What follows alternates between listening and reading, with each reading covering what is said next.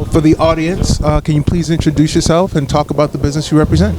My name is Polo Jr., and I am a licensed real estate agent. Okay. Covering the state of New York and also Connecticut. Okay. Yeah. All right. Yeah. Expensive. You must be making a lot of bank. Nice suit. Thank you. I am blessed. Talk about how you started. You know, funny thing is, ever since I was a little kid, I always was in love with like architecture.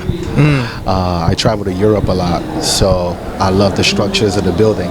So one of my dreams and visions have always been to be able to design like my home one day. Yeah. Right. So one of my favorite things, I'm only watching two things on TV: ESPN or HGTV. Do you understand?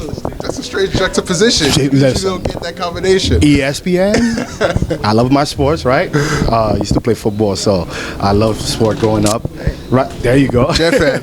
Yeah. And then just HGTV, man. Just seeing different houses, different locations.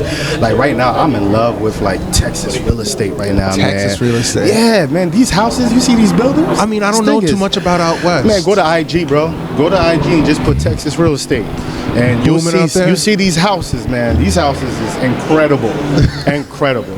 So I'm into like floor plans, and I'm into open houses, but also too. Originally, I'm from Haiti.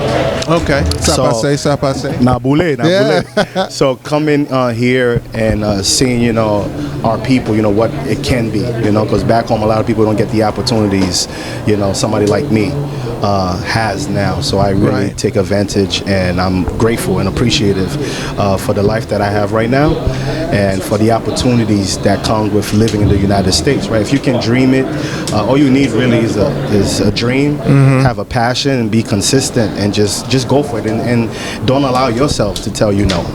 Well, you kind of jumped the gun here, but my next question was going to be, what does it take to really be successful in your position? It takes failures.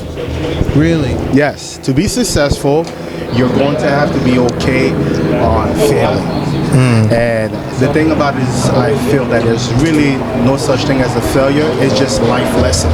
Right. It's like, I now know not to do this. I now know not to go here.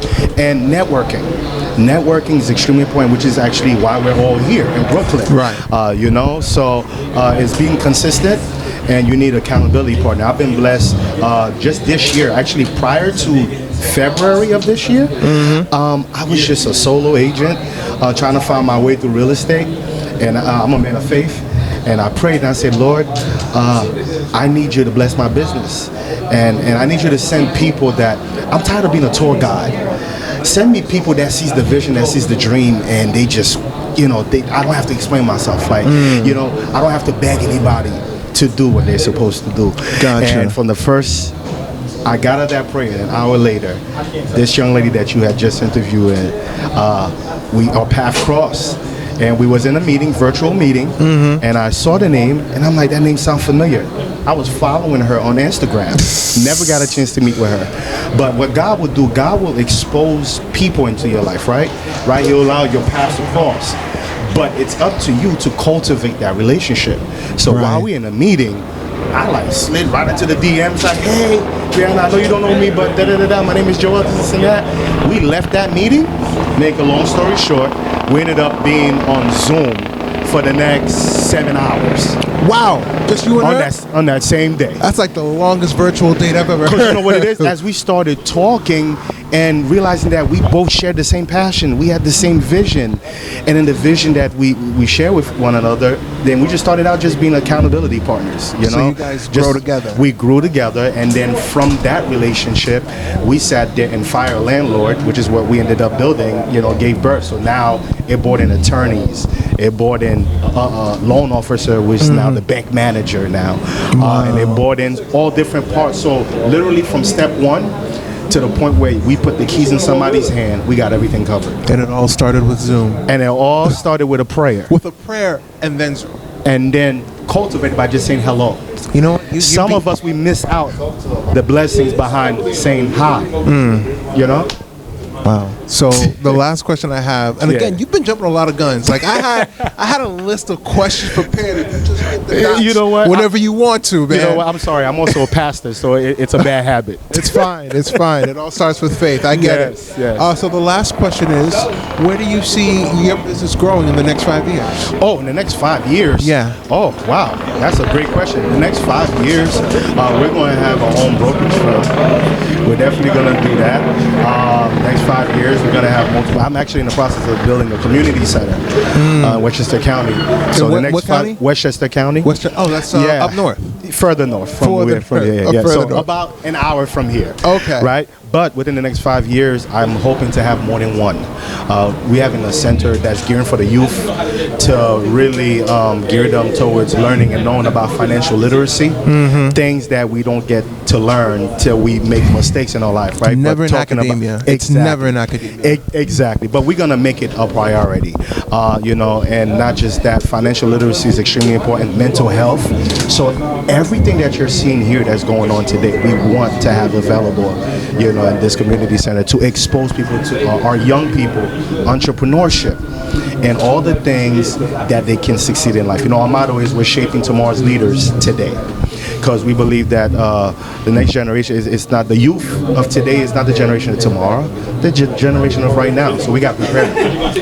Thank you so much for all your help and My pleasure. all your questions. There was one question I want to ask. Is that okay? No, Is that okay? Yeah, you can ask me a question. All right. So you said fire your landlord. Yes. Can you please just real quick? Can you explain? Yeah. How can you fire your landlord? That's the last question. Not a problem. We came with the fire landlord because majority of people don't believe that they're in a situation, or they see everybody else owning homes and buying home and they never see that for themselves. Yeah. Because of maybe their family structure and where they are in life, and they think, oh my God, buying a house is too expensive. I don't have that type of money. But then we've created an opportunity to teach people. So what we've done is every second Saturday of each month, we take time apart on growing our personal business to go through different neighborhoods. We actually start in the churches. We start there, we open it up, everything's free of charge, just teaching people, and what we do is we bringing the resources to them. So they might not know a real estate attorney, so hey, don't worry about it. Come here, you're going to meet one.